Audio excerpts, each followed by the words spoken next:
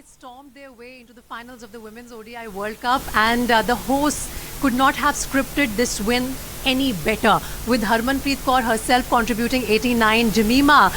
making 127 not out. This is stuff that dreams are made of, and this is something that India has done in the past, been there, but every time it was some slip or the other that has kept them away from the dream of lifting the World Cup title. But this is a huge momentous occasion for the Indian team to really lift that title and do it in front of a home crowd come Sunday when they face South Africa in the final of the ODI World Cup. But if we talk about this win today, the fantastic historic run chase that the Indian team scripted, not many cricket experts were giving them a chance when the chase started, when we lost Shafali Verma and Smriti Mandna cheaply. But then that fabulous partnership between Captain Harmanpreet Kaur and Jemimah, and then the cameos from Richa and Amanjot towards the end of the batting order, they really ensured that India stayed on track and comprehensively won this chase against a team which is not only number one ranked by the ICC but is also considered by and large an unbeatable team. But Alyssa Healy's team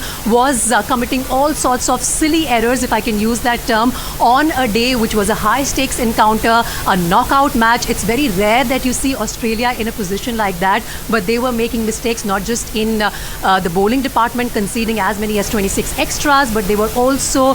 quite sloppy towards the end of the Indian innings when they were, defending the total of 338, committing errors in the fielding department as well. And this is the team which had gone unbeaten for 15 ODI matches. So they were handed their first defeat in the 16th match by the same team, that's Team India, which had defeated them earlier in 2017 as well. So this is a fantastic occasion really for Harmanpreet Kaur to become that, historic figure. Also, as far as the women's cricket